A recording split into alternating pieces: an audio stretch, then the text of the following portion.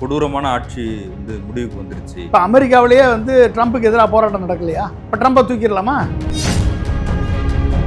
ஏற்கனவே 150 குண்டு நியூக்ளியர் பாம்பு வச்சிருக்கேன்னு உன் மேலே குற்றச்சாட்டு இருக்குது. யார் மேலே? இஸ்ரேல் மேலே இருக்குது. இவங்க இன்னும் நியூக்ளியர் வெப்பனை உருவாக்கலாம். வெப்பன் உருவாகாதவங்களை நீ உருவாக்கிடுவ, நீ உன்னை அழிக்கிறேன்னு சொன்னால் இல்லை, அவர் கமேனி வந்து நல்ல தலைவர் இல்லை அப்படின்ற ஒரு காட்டமான விமர்சனங்களை முன்வைக்கிறார். எப்படி 37 வருஷம் ஆண்டார் அவர்?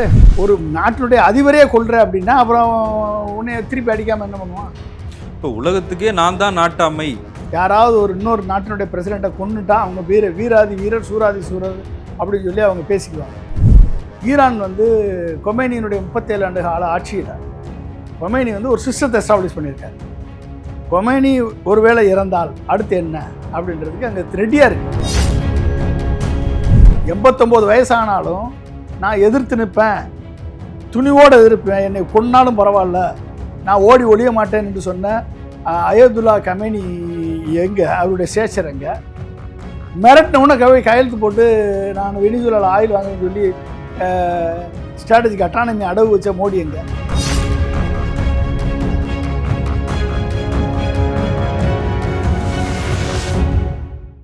சவுத் பீட் அன்பு உறவுகளுக்கு வணக்கம். நான் ஃபெலிக்ஸ் என்பவொலி. இந்த நேர்காணலில் நாம் சந்திக்கிறப்பவர் முன்னாள் குடியரசுத் தலைவர் ஏபிஜே அப்துல் கலாம் அவர்களின் அறிவியல் ஆலோசகரும் அரசியல் விமர்சகருமான திரு பொன்ராஜ் அவர்கள். வணக்கம். வணக்கம் ஃபெலிக்ஸ். அமெரிக்க இஸ்ரேல் கூட்டு தாக்குதலில் அயதுல்லா அலி காமேனி அவர் கொல்லப்பட்டிருந்தார். குடும்பத்தோட அவர் வந்து கொல்லப்பட்டிருக்கார். இன்னும் பல தலைவர்கள் கொல்லப்பட்டிருக்கிறாங்க அப்படின்லாம் செய்திகள் வந்தது, அதிகாரப்பூர்வமான செய்திகள். இந்த சூழலில் இப்போ இந்தியாவும் ஒரு அறிக்கை வெளியிட்டிருக்கிறாங்க. ஆனால் இந்திய பிரதமர் இஸ்ரேலுக்கு போயிட்டு வந்த 2 தினங்களில் அடுத்த 2 தினங்களில் இது நடந்திருக்கு அப்படின்ற சில கேள்விகளை எழுப்புறாங்க. வடகொரியாவும் இப்போ ஒரு கண்டனத்தை தெரிவிச்சிருக்கிறாங்க. இந்தியாவுக்கு ஒரு மிகப்பெரிய ஆபத்து இருக்கு அப்படின்னு சொல்லப்படுது. புட்டின் இந்த விஷயத்தை வந்து கண்டிச்சிருக்கிறாரு. நிறைய டூரிஸ்ட், அங்கே இருக்கிற டூரிஸ்ட்லாம் வந்து பாதிக்கப்படுறாங்க. வளைகுடா நாடுகள் பெரிய ஒரு ஒரு பதட்டமான சூழ்நிலை இருக்குன்னு அடுத்தடுத்த செய்திகள் வந்துகிட்டே இருக்கு. எப்படி பார்க்குறீங்க? வந்து இந்த மிடில் ஈஸ்டில் ஒரு நிலையற்ற தன்மையை இன்னைக்கு ட்ரம்ப்பும் நெட்டன்யாகவும் உருவாகியிருக்காங்க. இஸ்ரேல் பிரதமரும் அமெரிக்க ஜனாதிபதியும் ட்ரம்ப்பும் ஒரு நாட்டினுடைய சுப்ரீம் லீடரை அயதுல்லா அலி கமேனியை அவர் குடும்பத்தோடு அழித்து அவர்கள் வந்து ஒரு நிலையற்ற தன்மையை அங்கே உருவாக்கியிருக்காங்க. ஒரு தொடர்ந்த போருக்கான வழிகளை அவர்கள் ஃப்ளட் கேட்டை ஓப்பன் பண்ணியிருக்காங்கன்னு தான் நான் பார்க்குறேன். இவர்களது செயல்பாடுகள் ஜெனீவாவில் பேச்சுவார்த்தை நடக்குது. ஜெனீவாவில் பேச்சுவார்த்தை நடந்துக்கிட்டு இருக்கும் பொழுதே இவர்கள் தாக்குதல் ப்ரீஎம்ப்டிவ் ஸ்ட்ரைக்குன்னு சொல்லி இஸ்ரேல் வந்து ஈரானின் மேலே தாக்குதல் நடத்துது. அப்போ ப்ரீஎம்ப்டிவ் ஸ்ட்ரைக் அப்படின்னா வந்து யாரை வேணாலும் ப்ரீஎம்ப்டிவ் ஸ்ட்ரைக்குன்னு சொல்லி அடிச்சிடலாமா? யாரை வேணாலும் வந்து அவர்கள் எங்களை தாக்குவார்கள் என்று நினைத்தோம், அதனால் நாங்கள் முதலில் தாக்கணும் என்று நீங்கள் அடிச்சிருவீங்களா நீங்கள்? அப்போ அப்படிப்பட்ட ஒரு சர்வாதிகாரத்தை அமெரிக்காவின் துணையோடு, சிஏஏவின் துணையோடு மொசாத் வந்து எக்ஸாக்ட் லொக்கேஷனை ஐடென்டிஃபை பண்ணி ட்ராக் பண்ணி அயதுல்லா கமேனி எங்கே தங்கியிருக்காரோ அந்த அண்டர் கிரவுண்டு சைட்டை, அந்த ஆஃபீஸை அங்கே வந்து கூடி இருக்கிறார்கள் என்ற நிலையில எல்லாம் அறிந்து கரெக்டாக வந்து இவங்களுடைய போர் விமானங்களை வைத்து 30 குண்டுகளை வீசி, பங்கர் பாம்ஸை வீசி அயதுல்லா கொமேனியையும் அவரோடு அவரது மகள், மருமகன், பேத்தி, மற்ற அதிகாரிகளை எல்லாம் வந்து கொன்று அழித்துளித்திருக்கிறார்கள். இது வந்து தொடர்ந்த அமெரிக்காவின் அரசின் பயங்கரவாதம், ட்ரம்பின் பயங்கரவாதம், நெத்தன்யாகுவின் பயங்கரவாதத்தினுடைய உச்சகட்ட வெளிப்பாடாகத்தான் நான் அதை பார்க்குறேன். அந்த பகுதியில் அமைதி திரும்ப வேண்டும் என்று சொன்னால் இஸ்ரேல் ஒட்டுமொத்தமாக செயலிழக்க வைக்கப்பட்டால் ஒழிய அந்த பகுதியில் அமைதி திரும்பாது. ஸோ அதை வந்து இன்றைக்கு அதுக்கான ஒரு வழிகளை இன்றைக்கு இஸ்ரேலும் அமெரிக்காவும் சேர்ந்து ஓப்பன் பண்ணியிருக்கிறது. தனக்கு தானே சூனியம் வைத்து கொண்டிருக்கிறார்கள். கண்டிப்பாக இஸ்ரேலுக்கு பவர் இருக்குது. இஸ்ரேல் வந்து ஏர் டிஃபென்ஸ் சிஸ்டத்தில் ஒரு 3 அடுக்கு தடுப்புகளை கொண்ட ஒரு நாடு. அதாவது வந்து அயன் டோம் இருக்குது. ஷார்ட் ரேஞ்ச் மீடியம் ரேஞ்ச் மிசைல்ஸ்லேருந்து பாதுகாப்பதற்கான ஏர் டிஃபென்ஸ் சிஸ்டம் அயன் டோம். லாங் ரேஞ்ச் மிசைல்ஸ்லேருந்து பாதுகாப்பதற்கு டேவிட் ஸ்லிங்னு ஒரு ஏர் டிஃபென்ஸ் சிஸ்டம் வச்சுருக்காங்க. அப்புறம் குரூஸ் மிசைல்ஸ், இன்டர்கான்டினென்டல் பேலிஸ்டிக் மிசைல்ஸ்லேருந்து பாதுகாப்பதற்கு ஏரோ 2 ஏரோ 3ன்னு 3வது ஏர் டிஃபென்ஸ் சிஸ்டம் வச்சுருக்காங்க. இந்த 3ஐயுமே செயலிழக்க வைத்தது ஈரான் போன போரில், இப்போ இதுக்கு முன்னால் நடந்த போரில். ஸோ இந்த 3 டிஃபென்ஸையுமே காலி பண்ணி அடித்து நொறுக்கி அள்ளியது ஈரான். ஸோ அதில் இனிமேல் ஈரானை விட்டால் இஸ்ரேலை ஒட்டுமொத்தமாக சர்வநாசம் பண்ணிவிடும் என்ற ஒரு பயம் வந்து அமெரிக்காவுக்கும் இஸ்ரேலுக்கும் ஏற்பட்டதன் காரணமாக ஈரானை வந்து நியூக்ளியர் பாம் இருக்குது என்ற ஒரு பொய்யான குற்றச்சாட்டை சொல்லி அவர்கள் என்ரிச்மெண்ட் ஃபெசிலிட்டியை வந்து நாங்கள் B2 பாமரை வச்சு ஏற்கனவே தகர்த்து விட்டோம் என்று கொக்கரித்தார் ட்ரம்ப் போன முறை. அணு ஆயுத நாடாக அது மாறுவதற்கு முயற்சி செய்துட்டு இருக்கு அப்படின்றத பொய்யின்றீங்களா? அது வந்து நீங்கள் எப்படின்னா முயற்சி செய்கிறாங்க அப்படின்னா வந்து யுரேனியத்தை என்ரிச் பண்ணுறாங்க. இப்போ யுரேனியத்தை என்ரிச் பண்ணுறாங்க 1 to 3% என்ரிச் பண்ணால் அது வந்து மெடிக்கல் கிரேடு, அப்புறம் வந்து அணு மின்சாரத்தை உற்பத்தி பண்ணக்கூடிய கிரேடு. அது 60% to 90%க்கு மேலே என்ரிச்மெண்ட் அதிகமாக பண்ண 90% பண்ணிட்டா அது நியூக்ளியர் வெப்பன் கிரேடாக மாறும், ஃபிசைல் மெட்டீரியலாக மாறிடும். அப்போ இன்றைக்கி அவங்க 60% வரைக்கும் என்ரிச் பண்ணிட்டாங்க. 60லேருந்து 90% போகிறதுக்கு மேபி வீக்ஸ் 2 months தான் ஆகும். 2 மாதம் 1 மாதத்துக்குள்ளே 4 வாரத்துலேருந்து 2 மாதத்துக்குள்ளே அதை பண்ணிட முடியும் அவங்களால. ஸோ 60% வந்து என்ரிச்டு யுரேனியம் அரௌண்ட் 400 kg இருக்குதுன்னு சொல்லி IAEA சொல்லுது. ஆனால் அது அன்கன்ஃபார்ம்டு ரிப்போர்ட்ஸ். 400 kg இருக்கான்னு தெரியாது. Indian international atomic energy agency சொல்லுது, நீங்கள் 400 kg என்ரிச்டு யுரேனியம் வச்சுருக்கீங்க, அதை நீங்கள் எங்களுக்கு அமெரிக்காவுக்கு நீங்கள் கொடுத்துடணும், நீங்கள் வந்து அதை வச்சிருக்கக்கூடாது என்று மிரட்டுறாங்க. ஜெனீவா டாக்கில் கொடுக்க முடியாதுன்னு சொல்கிறாங்க. அதே மாதிரி இன்டர்கான்டினென்டல் பேலிஸ்டிக் மிசைல்ஸினுடைய ஸ்டாக் பையில் நீங்கள் குறைக்கணுன்றான். கிட்டத்தட்ட 2000 short term and medium range missiles வச்சுருக்காங்க. 500 short term and long range missiles வச்சுருக்காங்க. 500 மீடியம் ரேஞ்சு பேலிஸ்டிக் மிசைல்ஸ் இருக்குது. ஸோ இப்போ இது வந்து இதெல்லாம் நீங்கள் குறைக்கணும் அப்படின்னு சொல்லி அவங்க சொல்லும் பொழுது 2000 3000 குறைக்கணும்னா ஏற்கனவே 150 மிசைல்ஸ் யூஸ் பண்ணிட்டாங்க. அது போன போரில். இப்போ ஒரு 100 மிசைல் யூஸ் பண்ணியிருப்பாங்க. மிச்சம் இருக்க மிசைல்ஸ் இருக்குது.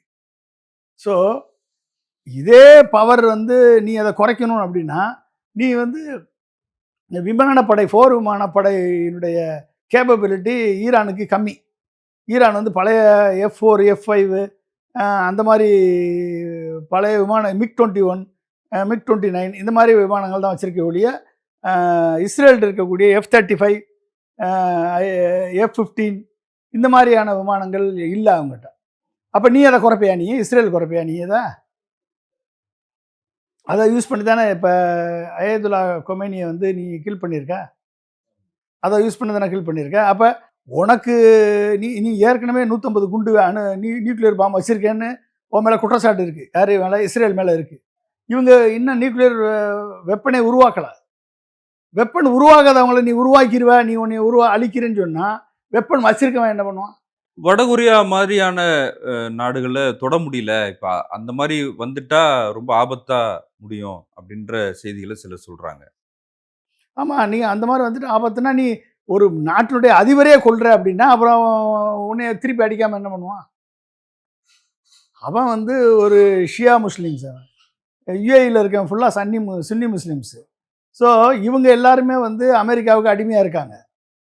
UAE, Qatar, Saudi Arabia, Oman, Kuwait, இந்த எல்லா நாட்டிலையும் யுஎஸ் ஏர்பேஸ் இருக்குது. அப்போ நீ அவனுக்கு அடிமையாக இருந்து யுஎஸ்க்கு வாலாட்டிக்கிட்டு உட்காந்துருக்கீங்க நீங்கள். இவன் வந்து அன்னையிலேருந்தே வந்து எண்ணெய் வளம் அதிகம் உள்ள நாடு, கோல்டு வளம், ரேர் எர்த் மினரல்ஸ், இப்படி அனைத்து minerals and rare earth minerals, gold, எண்ணெய் வளம் அதிகமாக உள்ள ஈரான் வந்து தனித்துவத்தை மெயின்டைன் பண்ணுறான்.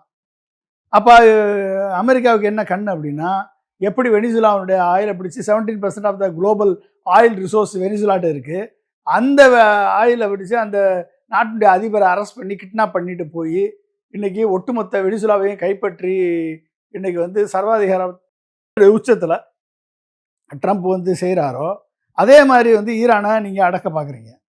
ஈரான் இருப்பது வந்து எக்ஸிஸ்டென்ஷியல் த்ரெட் ஃபார் இஸ்ரேல். அப்போ இஸ்ரேலை தான் ஒரு தளமாக வச்சுருக்காங்க அமெரிக்கா, மிடில் ஈஸ்ட் எல்லாம் கண்ட்ரோல் பண்ணுறதுக்கு. அப்போ அந்த இஸ்ரேலுக்கு வந்து ஃபண்டு பண்ணுறாங்க, இஸ்ரேலுக்கு தேவையான அனைத்து உதவிகளையும் செய்கிறாங்க. இஸ்ரேல் வந்து பாலஸ்தீனத்தை பிடிச்சு வச்சிருக்கு. சரி, இப்போ ஈரான் பூர்வ குடிகள், அமெரிக்காவில் இருக்கிற ஈரான் பூர்வ குடிகள் வந்து இந்த கமினியோட கொலையை வந்து கொண்டாடுறாங்க. ஒரு ஒரு ஒரு கொடூரமான ஆட்சி வந்து முடிவுக்கு வந்துருச்சு, இனிமேல் நாங்கள் வந்து சுதந்திரத்தை நோக்கி நகருவோம் அப்படின்லாம் அமெரிக்காவுக்கு போனவங்கலாம் யார்? ஈரானில் வாழ முடியாதவர்கள் அங்கே போயிருக்காங்க. ஏன் வாழ முடியல? ஏன் வாழ முடியல?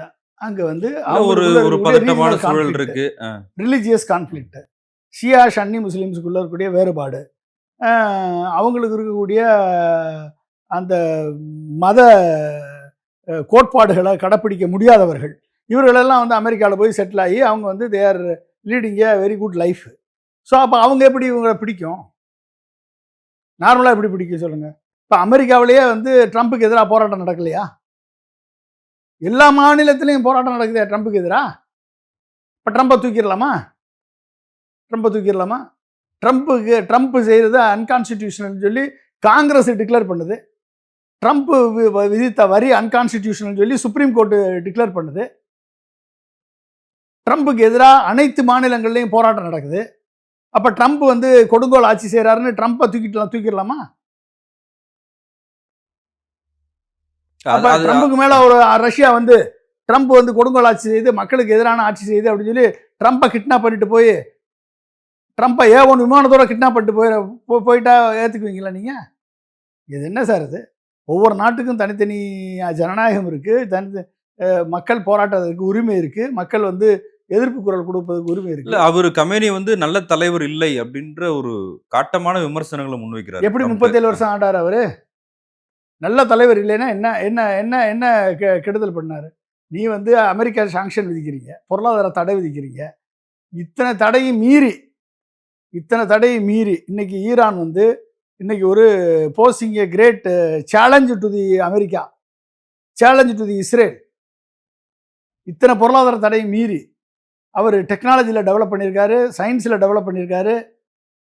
இன்றைக்கி வந்து அந்த பொருளாதார தடையை மீறி மேனேஜ் பண்ணி ஃபிஸ்கல் டெபிசிட் இருக்குது, பணவீக்கம் இருக்குது. இந்தியாவில் பணவீக்கம் இல்லையா? இந்தியாவில் ஃபிஸ்கல் டெபிசிட் இல்லையா? இந்தியாவில் வந்து ருபி வேல்யூ டிப்ரிஷியேட் ஆகலையா? இந்தியாவுடைய ருபி மதிப்பு குறையலையா? இந்தியாவுடைய என்ன ஃபாரின் எக்ஸ்சேஞ்ச் ரெவன்யூ இருக்குது, ரிசர்வ் இருக்குது. என்னமோ எல்லா கண்ட்ரியும் நல்லா செல்வ வளம் கொளிக்கிற மாதிரி ஈரான் மட்டும் பொருளாதாரத்தை நலிவடைந்துற மாதிரி பேசினா என்ன அர்த்தம்? இல்லை, அதை சுற்றி மத அடிப்படைவாதிகளோட ஆதிக்கம் அதிகமாக இருக்கு. ஆயுதம் ஏந்திய மதத்தின் காரணமாக ஷியா முஸ்லீம்ஸ் வந்து சன்னி முஸ்லீம்ஸோட கம்மியானவங்க தான். 17%, 15 to 17% தான் இருக்காங்க. அவங்க வந்து மதத்தில் தீவிரமாக இருக்கக்கூடியவர்கள். தியாலஜி, அவங்களுடைய தியாலஜி வேற, அந்த தியாலஜி படி அவங்க இருக்காங்க. ஹிஜாபெல்லாம் கலத்திட்டா உடனே ஃப்ரீடம் வந்துருச்சுன்னு அர்த்தமா? அங்கே அவங்க லேடிஸ் படிக்கிறாங்க, லேடிஸ் சயின்டிஸ்டாக இருக்காங்க, இன்ஜினியர்ஸாக இருக்காங்க. இன்றைக்கி வந்து டாப் லெவல் டெக்னாலஜி அவன் தயாரித்து பண்ணியிருக்க ட்ரோன் சாஹிட் 136 லாட்ரி மூனிஷன்ஸ் வச்சு அடித்து நொறுக்கிட்டு இருக்கான். அவனை காப்பி பண்ணி லூகாஸ்னு ஒன்று பண்ணியிருக்க அமெரிக்கா. இப்போ உலகத்துக்கே நான் தான் நாட்டாமை அப்படின்ற ஒரு விஷயம் இப்போ சமீப காலமாக அமெரிக்கா மீது, ட்ரம்ப் மீது பல விமர்சனங்கள் இருந்துச்சு. அவரால் எதுவும் செய்ய முடியல அப்படின்னு வரி விதிச்சது முதல் பல விவாதங்கள் நடந்துகிட்டே இருந்துச்சு. ஆனால் இன்னைக்கு வந்து ட்ரம்ப் பேசப்படுறாருல, அது அவருக்கான வெற்றியா சிலர் பார்க்குறாங்க. அதை எப்படி பார்க்குறீங்க? அவர் என்னைக்கு வெற்றி பெற்றிருக்காரு? ஒவ்வொரு பிரசிடெண்ட்டும் யாராவது ஒரு இன்னொரு நாட்டினுடைய பிரசிடெண்ட்டை கொன்னுட்டா அவங்க வீராதி வீரர், சூராதி சூரர் அப்படின்னு சொல்லி அவங்க பேசிக்குவாங்க. இவரை நம்ம பின்லேடனை கொன்று ஒபாமா பேர் வாங்கினார். இவர் வந்து ட்ரம்ப் வந்து இப்போ இவர் அயதுல்லா கெமேனியை கொன்று அவர் பேர் வாங்கியிருக்காரு. சரிங்களா? ஈரானுக்கு இருக்கக்கூடிய ஒரே வீக்னஸ் என்ன அப்படின்னா, அவங்ககிட்ட ஃபைட்டர் ஏர்க்ராஃப்ட் இல்லை. அப்போ சைனாவும் ரஷ்யாவும் செங்து ஏர்கிராஃப்டும் சுக்காய் 30யும் கொடுத்தாங்கன்னா இஸ்ரேலை ஒன்றும் இல்லாமல் ஆக்கிடுவார் அவர். இது ஒன்று தான் அவங்ககிட்ட இருக்கக்கூடிய வீக்னஸ். ஈரான் இருக்கக்கூடிய missile stock pile, intercontinental ballistic missile system, அதனுடைய வால்யூம் வந்து இஸ்ரேல்கிட்ட கிடையாது. இஸ்ரேல் வந்து ஏர் சுப்பீரியாரிட்டியில் பெருசு because of F-25, F-35, F-15 America கொடுத்தது. அமெரிக்க போர்க்கப்பலையே மீது தாக்குதல் நடத்தினாங்க ஈரான் அப்படின்னு பார்க்குறோம்ல சார். ஆமாம். இப்போ இப்போ அதனால அந்த 2 லிங்கன் மேலேயும் இன்னொரு போர்க்கப்பல்லையும் கூட நிறுத்தியிருக்காங்க. இது ரெண்டும் எப்படி இந்த தாக்குதல் வரிசையாக நடக்கத்தான் போகுது. கண்டிப்பாக அதை ரெண்டு கப்பலையும் இழந்து தான் போகும் அமெரிக்கா. அந்த அளவுக்கு வந்து ஈரானுடைய பதில் தாக்குதல் இருக்கும். ஏன்னா ஈரான் வந்து கொமேனியினுடைய 37 ஆண்டு கால ஆட்சியில் கொமேனி வந்து ஒரு சிஸ்டத்தை எஸ்டாப்ளிஷ் பண்ணியிருக்காரு. கொமேனி ஒருவேளை இறந்தால் அடுத்து என்ன அப்படின்றதுக்கு அங்கே ரெடியாக இருக்குது. அப்போ அந்த ஸ்ட்ரக்சர் ரெடியாக இருக்குது. அப்போ temporary advisory council, leadership council ஒன்று உருவாக்குறாங்க. அது யார்? Comprised of the president, chief justice, அப்புறம் வந்து அவங்க மத குருமார்கள்லேருந்து ஒருத்தர். அதில் 88 பேர் இருக்காங்க. 88 பேர்லேருந்து ஒருத்தர், அதுதான் அல் ரிசா அராபின்னு சொல்லி இப்போ அயதுல்லா அல் ரிசா அராபி அவரை போட்டிருக்காங்க. அவரை போட்டாச்சு. இப்போ இவங்க 3 பேர் சேர்ந்து ஆட்சியை நடத்துவாங்க. எந்த விதமான இடைவெளி இல்லாமல் கண்டினியூட்டி மெயின்டைன் ஆகும். அப்போ சுப்ரீம் லீடர் இறந்தால் கூட இந்த 3 பேர் சேர்ந்து ஆட்சி நடத்துவாங்க. இன்பிட்வீன் இந்த 88 அசம்பிளி ஆஃப் எக்ஸ்பர்ட்ஸ், அதுக்கு பேர் அந்த மத குருமார்கள் சேர்ந்து ஒருத்தரை சுப்ரீம் லீடரை தேர்ந்தெடுக்கணும். அதுக்குன்னு ஒரு ப்ராசஸ் இருக்குது. அந்த ப்ராசஸ் படி அவங்க தேர்ந்தெடுப்பாங்க. அதுலேயும் யாரை தேர்ந்தெடுக்க போகிறாங்க? அலி ரஜானின்னு ஒருத்தர் இருக்கார், அவர். இல்லை வந்து இப்போ இருக்க அல் ரிசாப் அராபி, இல்லை வந்து வேறு யாராவது ஒருத்தரை தேர்ந்தெடுக்க போகிறாங்க. அந்த 3 பேரில் ஒருத்தரை தேர்ந்தெடுக்க போகிறாங்க. அப்போ இந்த சிஸ்டம் வந்து யாரை இவங்களே கொண்டாலும் அடுத்து ஒரு சிஸ்டம் ரெடி ஆயிடும். என்டையர் ஐஆர்ஜிசி வந்து ஆர்மி ரொம்ப ஸ்ட்ராங்காக இருக்குது. ஐஆர்ஜிசி ஆர்மி வந்து it takes care of 4 level of security.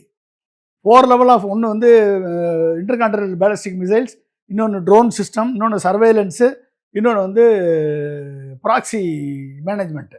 அப்போ இந்த 4ஐயும் மேனேஜ் பண்ணுறதுக்கு அவங்களுடைய ஸ்ட்ரக்சருக்கு ரெடியாக இருக்குது. நீங்கள் ஆர்மியில் எத்தனை பேரை 38 பேரை எலிமினேட் பண்ணிட்டேன்னு அமெரிக்கா கொக்கரிக்குது. நீ 38 பேரை எலிமினேட் பண்ணாலும் அவங்க வரிசையாக வர்றதுக்கு ஆள் இருக்கான், ரெடியாக இருக்கான். அடுத்த லெவல் வர்றதுக்கு ரெடியாக இருக்கான். அப்போ ஒரு சிஸ்டம் அங்கே இருக்குது. அந்த சிஸ்டத்தை யூ கான் டிஸ்ட்ராய். அப்போ அந்த சிஸ்டத்தை நீ மாற்றணும்னு நினச்சேன்னா அமெரிக்கா அதிக பொருட்செலவில் தான் போகணும். வியட்நாமில் எப்படி தோத்தாங்களோ, ஆப்கானிஸ்தானில் எப்படி தோற்று போனாங்களோ, இப்படி வந்து பல்வேறு இடங்களில் அமெரிக்கா என்றைக்குமே போரை வெற்றி பெற்றதாக சரித்திரமே கிடையாது. ஏகப்பட்ட பொருட்செலவாகும். அவங்க ஆயுதங்களை விற்பாங்க, இல்லைன்னா ஆயுதங்களை வந்து கொடுத்து அவங்களே திரும்பி போவாங்க.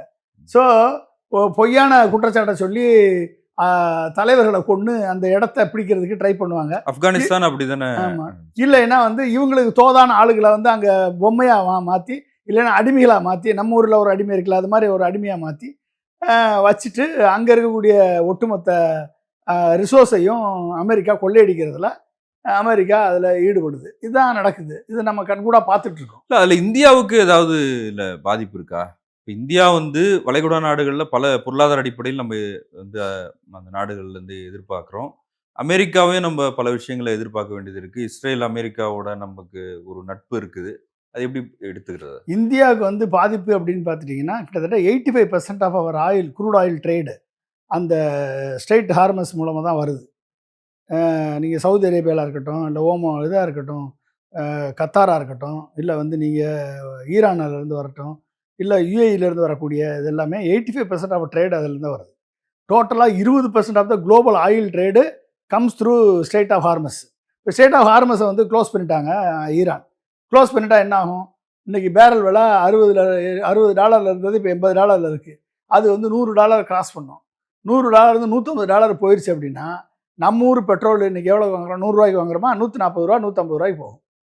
அப்போ பாதிப்பு யாருக்கு? இந்தியாவுக்கு தானே பாதிப்பு. $150 போச்சுன்னா கரண்ட் அக்கௌண்ட் டெஃபிசிட் வரும். ஏற்கனவே நம்மகிட்ட வந்து ஃபாரின் எக்ஸ்சேஞ்ச் ரிசர்வ் வந்து $600 பில்லியன் தான், $650 பில்லியன் தான் இருக்குது. அப்போ அதிகமான விலை கொடுத்து நம்ம வாங்க வேண்டிய சூழல் ஏற்படும். அதிகமான விலை கொடுத்து எங்கே வாங்குகிறோம்? ரஷ்யாட்ட குறைஞ்ச விலையில் வாங்கிட்டு இருந்தோம். அமெரிக்கா பிடிச்சி ட்ரம்ப் மிரட்டின உடனே நம்ம ஊரில் அடிமைத்தனமாக போய் கையெழுத்து போட்டார் மோடி அவர்கள். கையெழுத்து போட்டு டேரிஃபில் கையெழுத்து போட்டு வெனிசுலா ஆயிலை வாங்குறேன்னு சொல்லி எழுதி கொடுத்துட்டு வந்தார். ஏன் அப்படி எழுதி கொடுத்தேன்னு பியூஷ் கோயலை கேட்டால் எனக்கு தெரியாது, ஜெய்சங்கரை கேளுன்னாரு. ஜெய்சங்கரை ஏன் அப்படி பண்ணேன்னு கேட்டால் எனக்கு தெரியாது, அது பியூஷ் கோயலை கேளுன்னாரு. ரெண்டு பேரையும் கேட்டு பதில் வரலன்னு பிரைம் மினிஸ்டர் கேட்டால் பிரைம் மினிஸ்டர் பெண் எம்பியை நீ அடிக்க வர்றான்னு ஓடியா போயிட்டாரு. அப்போ இவங்க எப்படிப்பட்ட வீராதி வீரர்கள் சூராதி சூரர்களாக இருப்பாங்கன்னு பாருங்கள் நீங்கள். அப்போ இவர்களை வச்சுக்கிட்டு எப்படி ஒரு அட்டானமி இருக்கும்? 89 வயசானாலும் நான் எதிர்த்து நிற்பேன், துணிவோடு எதிர்ப்பேன், என்னை கொன்னாலும் பரவாயில்ல, நான் ஓடி ஒழிய மாட்டேன் என்று சொன்ன அயதுல்லா கமேனி எங்கே? அவருடைய சேச்சர் எங்கே? மிரட்டினவுடனே கையெழுத்து போட்டு நான் வெனிசுலாவில் ஆயில் வாங்குறேன்னு சொல்லி ஸ்ட்ராட்டஜிக் அட்டானமி அடவு வச்ச மோடி எங்கே? ஃபாரின் பாலிசியை காம்ப்ரமைஸ் பண்ண மோடி எங்கே? அப்போ இன்றைக்கி ஸ்ட்ராட்டஜிக் அட்டானமி போச்சா? இன்றைக்கி என்னாச்சு? இன்றைக்கி வளைகுடாவில் போகிற ஆரம்பித்து வச்சு தான் அமெரிக்காவும் இஸ்ரேலும். ஸ்டேட் ஆஃப் ஹார்மஸை மூடிட்டான் ஈரான். என்னைக்கு திறப்பான்னு தெரியாது. 20% குளோபல் ஆயில் ரிசர்வ் அங்கே தான் வருது, 85% நம்மளுக்கு அங்கே வருது. அப்போ நீ இன்றைக்கி என்ன பண்ணியிருக்க? இந்தியா இந்த தவறான முடிவுனால நீ என்னாச்சு? இன்றைக்கி அமெரிக்கா பக்கம் நீ சாய வேண்டிய சூழல் ஏற்பட்டது. இஸ்ரேல் பக்கம் எப்ஸ்டீன் ஃபைலில் மாட்டினதுனால இஸ்ரேல்கிட்ட போய் மண்டியிட வேண்டிய சூழல் வந்தது. போய் அங்கே காம்ப்ரமைஸ் பண்ணி பார்லிமெண்ட்டில் பேசி ஒரு அவார்டு வாங்கிட்டு வந்துட்டீங்க. சரியா? எப்ஸ்டீன் ஃபைலில் மாட்டினதுனால எங்களை காப்பாற்றுன்னு சொல்லி போய் காலில் விழுந்து வந்துட்டீங்க. இதனால் என்னாச்சு? இன்னைக்கு அதனுடைய விளைவு நம்ம பெட்ரோல் விலை அதிகமாக கொடுக்க போகிறோம். பெட்ரோல் விலை கூட போகுது. ஒவ்வொரு குடிமகனும் பெட்ரோல் விலையில் மோடி செஞ்ச தவறினால் நம்ம கொடுக்க வேண்டிய சூழல் ஏற்படுது. இன்றைக்கி நீங்கள் ஸ்ட்ராட்டஜிக் அட்டானமியை மெயின்டைன் பண்ணியிருந்தா, அமெரிக்காவோட ஒப்பந்தத்தில் டாரிஃபில் கையெழுத்து போடாமல் இருந்திருந்தா, யூரோப்பியன் யூனியனோடையும் ஏசியாவோடையும் பிரிக்ஸோடைய வர்த்தகத்தை நான் மேம்படுத்துவேன்னு சொல்லியிருந்தா, $27 பில்லியன் லாஸு அமெரிக்காவோட ஒப்பந்தத்தில் கையெழுத்து போட்டதுனால. அதை போட்டிருந்தா, நான் மாற்றியிருந்தா ஸ்ட்ராட்டஜிக் அட்டானமியில் நம்ம ஜெயிச்சிருப்போம். ஃபாரின் பாலிசியில் கீழே விழுந்திருக்க மாட்டோம். குளோபல் சவுத் லீடர்ஷிப்பில் நம்ம காம்ப்ரமைஸ் பண்ணியிருக்க மாட்டோம். இன்றைக்கி எனர்ஜி செக்யூரிட்டியை ட்ரேடோட லிங்க் பண்ணியிருக்க மாட்டோம். இன்றைக்கி என்னாச்சு? இன்றைக்கி இங்கேயும் அடிச்சிட்டான். எங்கள் ஈரான் அடித்து ஸ்டேட் ஆஃப் ஹார்மஸை மூடியாச்சு. அவன் ரஷ்யாட்டே வாங்கக்கூடான்ட்டான். அப்போ ரஷ்யாட்டே வாங்கக்கூடாதுன்னா ரஷ்யாவில் கம்மியான விலைக்கு வாங்கிட்டு இருந்தா அந்த ஆயுதம் போச்சு. இன்றைக்கி வெனிசுலாட்ட வாங்கணும், இல்லைனா அமெரிக்காவில் வாங்கணும். அதுக்கு அதிகமான விலை கொடுக்கணும். ஏற்கனவே பெட்ரோல் டீசல் விலை கூடும். அப்போ அதுக்கு அதிகமான விலை கொடுக்கணும். அப்போ இதனுடைய ஒட்டுமொத்த வீக்னஸையும் தாங்க வேண்டியது யார்? ஒரு சாதாரண குடிமகன். அது மட்டும் இல்லாமல் விலைவாசி ஏறும், கரண்ட் அக்கௌண்ட் டெபிசிட்டு பிரச்சனை வரும், பேலன்ஸ் ஆஃப் பேமெண்ட்டு பிரச்சனை வரும், ஃபாரின் எக்ஸ்சேஞ்ச் ரிசர்வ் டிண்டில் ஆகும், குறையும், ஃபிஸ்கல் டெபிசிட் இன்க்ரீஸ் ஆகும், ருபி வேல்யூ இன்னமும் ஃபர்தராக $100 மேலே போயிடும். டாலருக்கு $1 நிகரான ருபி 93 ரூபாய்க்கு வந்துருச்சு. இப்போ $100 மேலே போயிடும். $100 மேலே போச்சுன்னா நம்ம இம்போர்ட் பண்ணுற காஸ்ட் அதிகமாகும். அப்போ எங்கே போய் நிற்கும்? இதனால் ஏற்படக்கூடிய பாதிப்புகள் எங்கன்னு பாருங்கள். அப்போ மோடியினுடைய தவறான கொள்கையினால் இன்றைக்கி ஸ்ட்ராங்காக நீங்கள் இருக்க முடியல. நம்மளுக்கு இஸ்ரேலு வேணும், ஈரான் வேணும். ஈரான் நம்மளுக்கு ஹிஸ்டாரிக்கல் டைப் ஈரான் மேலே. பாலஸ்தீனத்துலேயும் அவார்டு வாங்கியிருக்காரு, இஸ்ரேல்லையும் அவார்டு வாங்கியிருக்காரு இவர் போய். அப்போ இஸ்ரேல் நம்மளுக்கு strategic type with defence type, cyber security type, அக்ரிகல்ச்சரில் டைப்பு, இரிகேஷனில் டைப்பு, இத்தனை டைப் இருக்குது இஸ்ரேலோட. நீ இப்போ என்ன நிலைமை? இப்போ நீங்கள் ஈரானை பகைச்சிக்கிட்டு இஸ்ரேலோட போக வேண்டிய சூழல் உனக்கு ஏற்பட்டிருக்கு. காரணம் நீ அமெரிக்காவுக்கு அடிமையாக இருக்கிறதுனால. எத்தனை வட்டம் சொல்லியிருப்பார்? 100 வட்டம் சொல்லியிருப்பார் ட்ரம்ப்பு, நான் தான் போரை நிறுத்துறேன்னு. போரை நிறுத்தலைன்னா $200 ஃபைன் போட்டிருப்பேன் சொன்னாரா இல்லையா ட்ரம்ப்பு? 200% டாரிஃபை ஏற்றிடுவேன் சொன்ன உடனே போரை நிறுத்திட்டான்னு சொன்னார். சரி, போரை நிறுத்தினான்ல, அப்புறத்துக்கு 500% டாரிஃப் ஏற்றினார் அவர் ட்ரம்ப்பு. இப்போ வாய்மூடி மௌனம் பார்த்தியா? போரை நிறுத்துறதுக்கு 200% டாரிஃப் போட்டோன்னா போரை நிறுத்திட்டேன். ஆப்ரேஷன் சிந்தூரை நிறுத்திட்டீங்க. பாகிஸ்தானோட போரை நிறுத்தியாச்சு. இப்போ 500% டாரிஃப் எப்படி போட்டார் அவர்? அப்போ நீ அமெரிக்காவில் ரஷ்யாட்ட சுக்காய் தட்டி வாங்காத, எங்கிட்ட நீங்கள் ரஃபேல் வாங்கு, இல்லைன்னா F-35 வாங்கு அப்படின்னு உன்னை வற்புறுத்துறேன். நீ அடுத்து அங்கே தான் போகணும். ஆயில் நீ வெனிசுலாருந்து வாங்கணும். அப்போ அதிகமான பில்லு $27 பில்லியன் பெர் ஆனம் இந்தியாவுக்கு வருமான இழப்பீடு. இதே இது யூரோப்பில் போனால் $68 பில்லியன் பாசிட்டிவ் growth. அப்போ நீ என்ன ஒரு டிசிஷன் எடுத்த? 2 வருஷம் நீ ட்ரம்ப் இருக்க வரைக்கும் அமெரிக்காவோட வர்த்தகம் பண்ண முடியாது சொல்லியிருக்கலாம்ல. ஏன் அயோத்தியில் கோமணி மாதிரி நீங்களும் மாட்டிக்கிறீங்கன்னு பயமா? இல்லை வந்து வெனிசுலா அதிபர் மாதிரி உங்களை கட்டினா பண்ணிட்டு போயிடுவாருன்னு பயமா? என்ன பயம்ப்பா? பல்வேறு விஷயங்களை பகிர்ந்துக்கிட்டீங்க. அவருடைய நேரத்துக்கு மிக்க நன்றி. நன்றி.